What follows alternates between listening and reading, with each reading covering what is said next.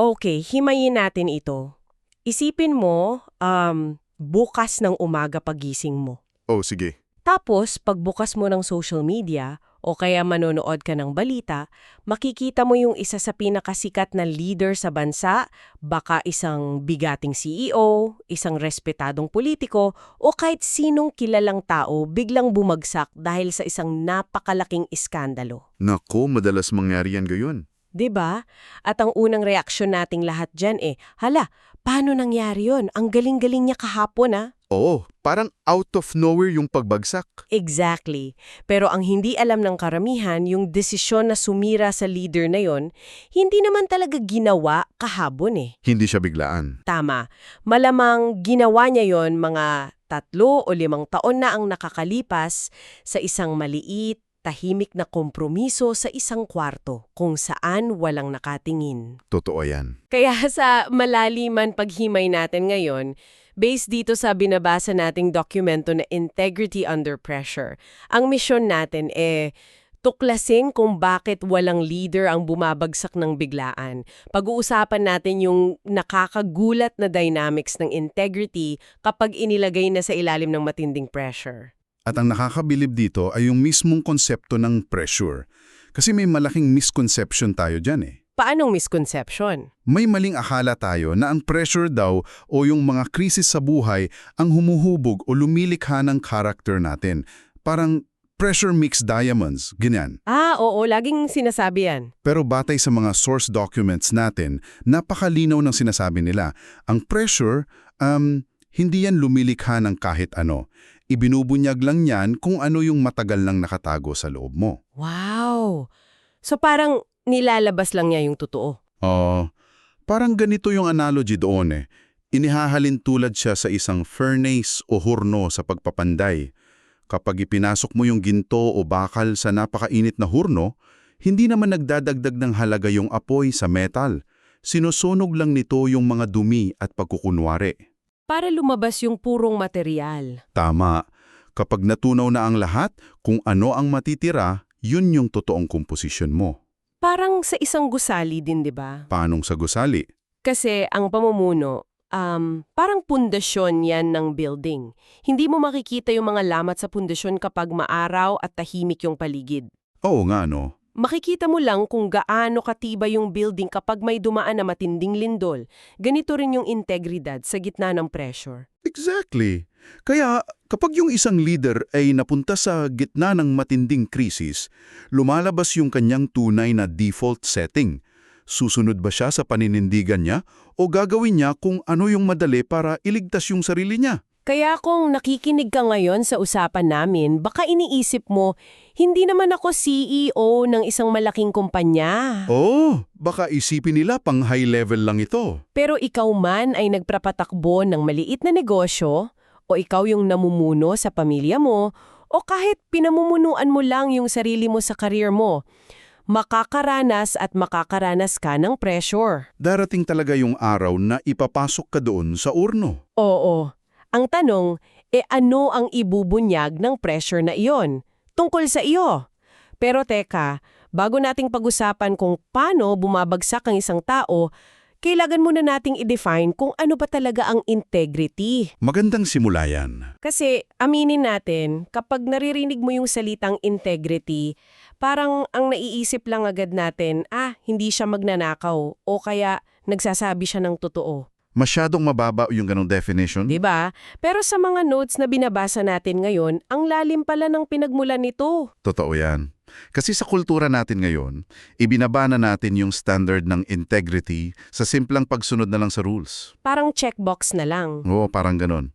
Pero sa biblical at historical na pananaw na nakalagay dito sa dokumento, ang integrity naguugat sa isang napakalalim na konseptong Ibreyo. Tinatawag itong tamim. Tamim, ano yung eksaktong ibig sabihin yan? Ang direktang salin niya ay wholeness o yung pagiging buo. Ibig sabihin, yung puso mo at pagkatao mo, hindi siya nahati. Hindi nahati. So, isang tao ka lang. Tama. Ang eksaktong kabaligtaran ng tamim ay yung tinatawag na fragmented life. Yung pira-pirasong buhay. Oo. Ito yung pamumuhay kung saan may isang versyon ka ng sarili mo sa publiko. Yung laging nakangiti, professional, ang galing magsalita. Tapos, may iba kang pagkatao kapag nakasara na yung mga pinto. Yung ikaw lang mag-isa. Exactly. Kapag pinag-uusapan natin ang tamim, ibig sabihin walang tensyon sa pagitan ng sinasabi mo sa entablado at nung ginagawa mo kapag ikaw ay nag-iisa. Pero teka lang, parang napaka-idealistic naman yata niyan. Bakit mo naman nasabi? Kasi sa totoong buhay, lalo na sa corporate world natin ngayon, hindi ba kailangan mo talagang magsuot ng iba't ibang maskara? Depende kung paano mo i-define yung maskara eh. Kumbaga, iba naman talaga yung pakikitungo mo kapag kausap mo yung boss mo, 'di ba? Tapos iba rin kapag nagiinuman kayo ng mga tropa mo, iba rin kapag kaharap mo yung mga anak mo. Oo, natural lang yun. So practicality lang yun eh. Ibig ba sabihin nun fragmented na agad yung buhay ko dahil nag-a-adjust ako? Magandang punto yan. Kailangan natin linawin yung pagkakaiba ng pag-aangkop ng estilo ng komunikasyon at doon sa pagpapalit ng core values. Okay? Paanong pagpapalit ng core values? Kasi natural lang na iba yung tono ng boses mo kapag boss mo kausap mo kumpara sa barkada. Hindi yun fragmentation.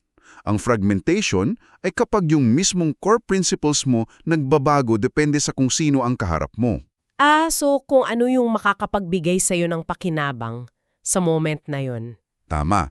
Halimbawa, sobrang higpit mo sa patakaran ng honesty sa mga empleyado mo, di ba? Oo, bawal magsinungaling, ganyan. Tapos, ikaw mismo, nagpapalit ka ng mga numero sa financial report nyo kapag kailangan mong magmukhang magaling sa mga investors. Ouch! Oo nga, ibang usapan na yun, no? Yan ang fragmented life.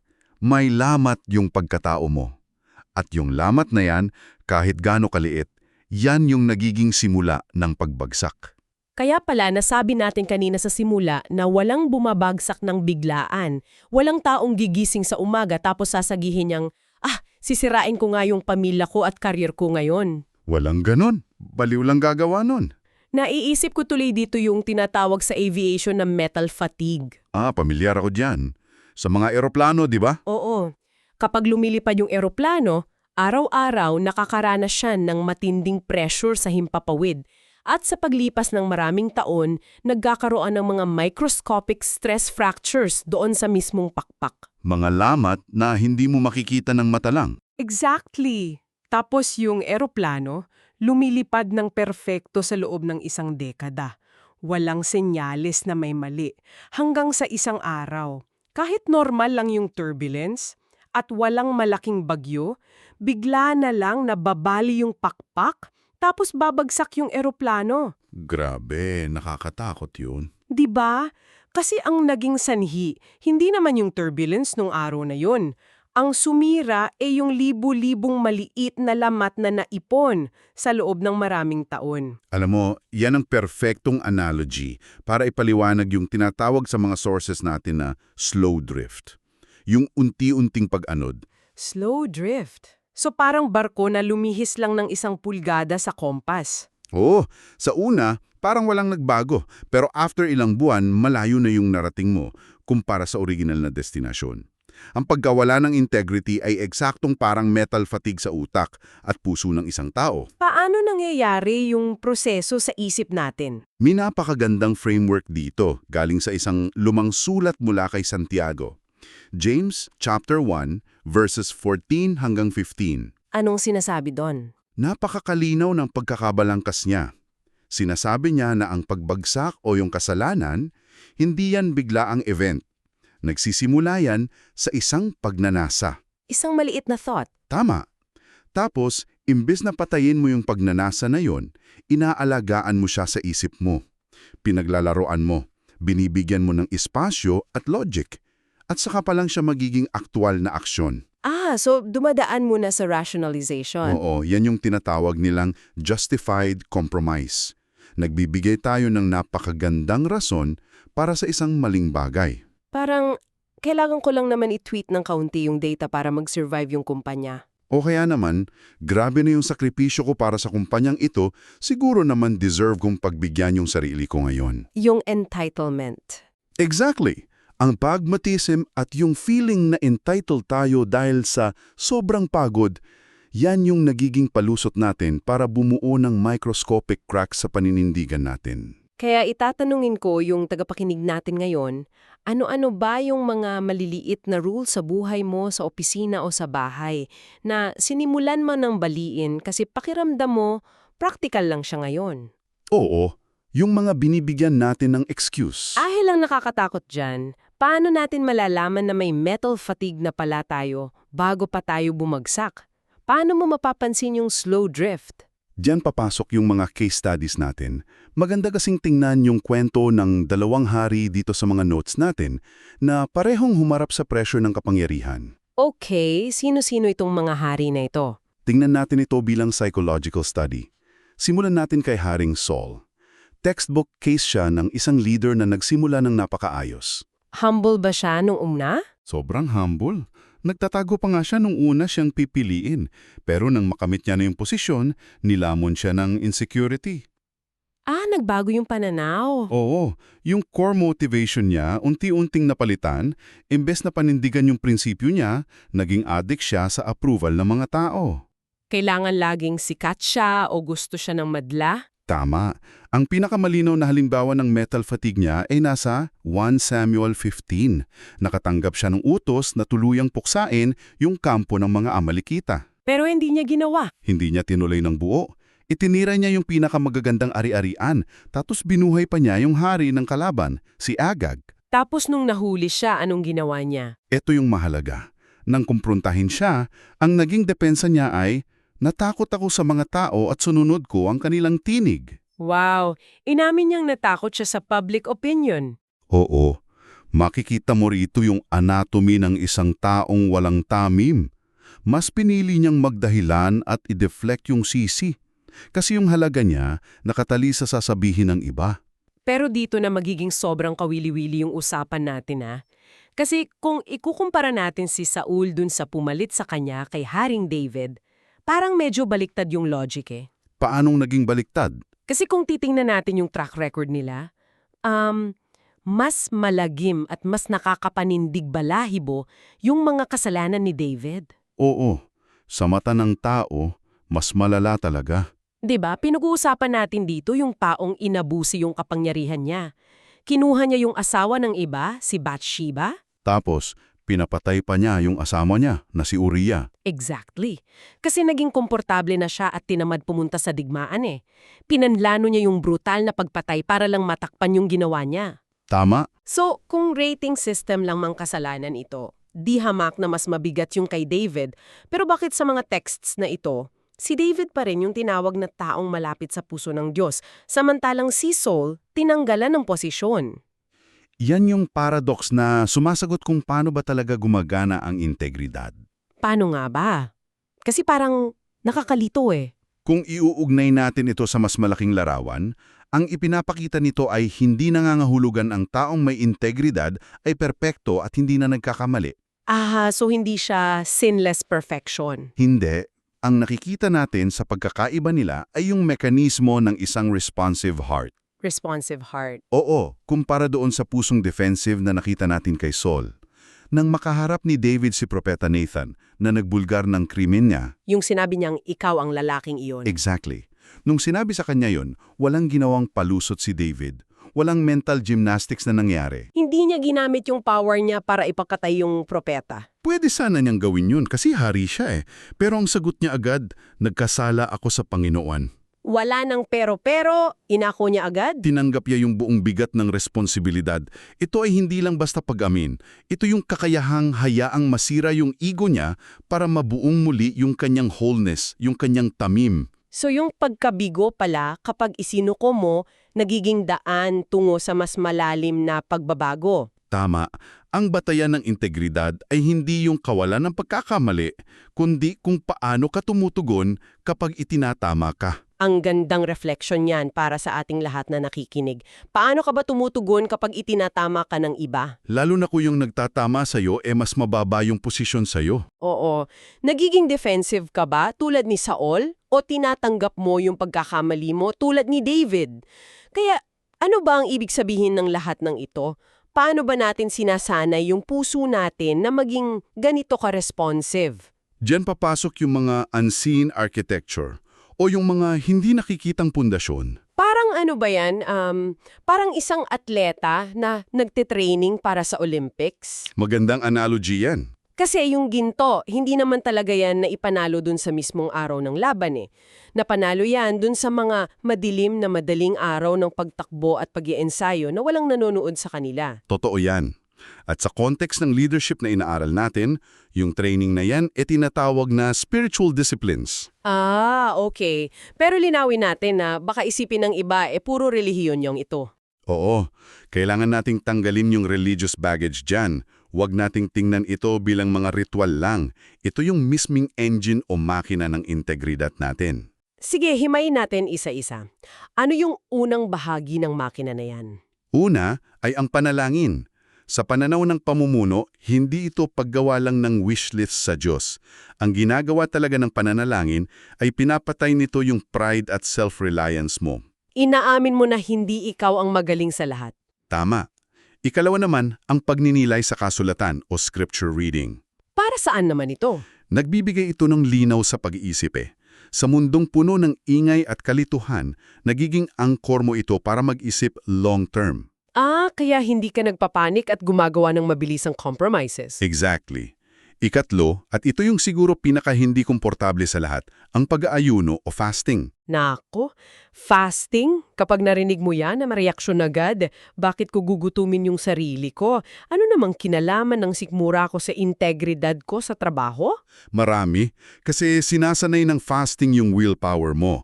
Yung kakayahan mong pigilan ng sarili mula sa panandaliang sarap, yung delayed gratification. Paano nangyayari yun scientifically? Kapag nag-aayuno ka, sinasadya mong sanayin yung utak mo na i-override yung basic physical urges mo. Sinasabi mo sa sarili mo, nararamdaman ko itong gutom na ito, pero kaya kong hindi bumigay. So kung kaya mong sabihing hindi sa kumakalamong sikmura na nagmamakaawa ng pagkain, Di mas kaya mong sabihing hindi kapag may inalok sa yung under the table na suhol. grabe, o nga no, nakakakonekta yung katawan sa pagkatao? At yung pang-apat, katahimikan at pag-isa. Silence and solitude. Sa panahon ng smartphones at social media, napakahirap na niyan Agong motibo at takot natin eh. Kapag walang ingay na magtatakip sa insecurities mo, sa pilitan mong kakarapin yung sarili mo. Kahit nga daw si Kristo sa mga texts natin, sumunod sa mga disiplinang ito. Oo, madalas iniiwan niya yung mga taong pumapalakpak sa kanya para lang manahimik mag-isa. Ipinapakita nito na yung pagbuo ng isang rule of life, yung mga daily at weekly habits mo, yan ang pumipigil sa unti-unting pagbagsak. Okay, gets ko na yung training phase. Madaling ipaliwanag kung paano gumagana yung kompas habang nasa pantalan pa yung barko, di ba? Oo, mas madali sa teorya. Pero ang gusto kong malangon niya yun, paano kapag nasa gitna na talaga ng aktwal at matinding krisis? Tingnan natin yung pinakamagandang case study dito sa notes natin, si Daniel sa Babylonia. Nako, the best example yan. Si Daniel ay inilagay sa isang kultura na pilit siyang binabago, sa pilitang asimilasyon. Psychological warfare talaga yung ginawa sa kanila doon, Oo, pinalitan yung mga pangalan nila para burahin ang identity nila, pinalitan yung edukasyon. Pero yung pinakaunang test na ibinigay kay Daniel sa chapter 1, yung pagkain ng hari. Teka lang, pushback ako dyan. Bakit ba ginawang malaking issue ni Daniel yung pagkain? Parang napakaliit na bagay naman yata para maging dahilan ng pagsway sa hari. Magandang tanong yan. 'Di ba? Bihag na nga siya Pwede naman sabihin na pagkain lang naman ito, makikisama na lang ako para mabuhay. Ito ay nagdadala sa isang mahalagang tanong tungkol sa kung kailan ba dapat gumagawa ng desisyon. Ang ginawa ni Daniel, ipinasiya niya sa kanyang puso na huwag dungisan ang sarili bago pa man dumating yung pressure. So bago pa iserve yung pagkain, decided na siya. Tama. Yung katapatan niya doon sa maliliit na bagay, yun yung nag-program sa kanya para sa pinakamalaking pagsubok ng buhay niya makalipas ang maraming taon. Yung sa kulungan ng mga leon, Daniel chapter 6. Exactly. nang ipagbawal yung pananalangin at bantana ng kamatayan ng kaharap niya. Anong ginawa ni Daniel? Wala. Hindi siya nagpanik, hindi siya gumawa ng eksena, hindi siya nag-post sa social media version nila noon. Umuwi lang siya at nanalangin ng 3 beses sa isang araw. Tulad ng nakasanay niya. Consistency over crisis. Tama. Hindi siya inimbento ng tapang on the spot. Umasa siya doon sa tahimik na makina na binuo niya for decades. Kaya mapapaisip ka talaga sa sarili mong Babylonia, ikaw na nakikinig ngayon, sa opisina mo, sa industriya mo, ano yung mga bagay na hindi mo pwedeng ikompromiso? Yung mga non-negotiables mo. Oo, dapat napagdesisyonan mo na yan ngayon pa lang, bago pa man dumating yung tukso. Kasi kung titingnan natin yung kabuuan nitong usapan natin, ang integridad ay hindi pala isang bagay na bigla mo na lang makukuha kapag kailangan mo na. Hinding-hindi. Ito ay itinatayo sa pribado, pinatatakbo ng mga disiplina, at ibinubunyag na lang sa ilalim ng pressure sa publiko. Grabe yung paghimay natin dyan. At bago tayo magpaalam, iiwan ko kayo sa isang malalim na kaisipan na galing mismo sa mga binasa natin. Proverbs 20.7. Sige, ano yun? Sabi roon, ang matuwid na lumalakad sa kanyang integridad, pinagpala ang kanyang mga anak pagkatapas niya. Wow! Nakakapanindig balahibo, di ba? Ang integridad pala, hindi lang siya tungkol sa kasalukuyan, generational siya. May epekto sa susunod na henerasyon. Oo, kaya ang tanong dito, kapag nagkompromiso ka ngayon, sino ang tahimik mong binibigyan ng pahintulot na gumawa rin ng parehong pagkakamali bukas? Ang bigat niyan. Ang iyong integridad ay hindi lamang nagpoprotekta sa iyong pangalan. Ito ang hindi nakikitang kalasag para sa mga susunod sa iyong mga yapak. Kaya patuloy nating palakasin ang ating panloob na pagkatao kahit walang nakikita, hanggang sa susunod na malalimang pagsusuri.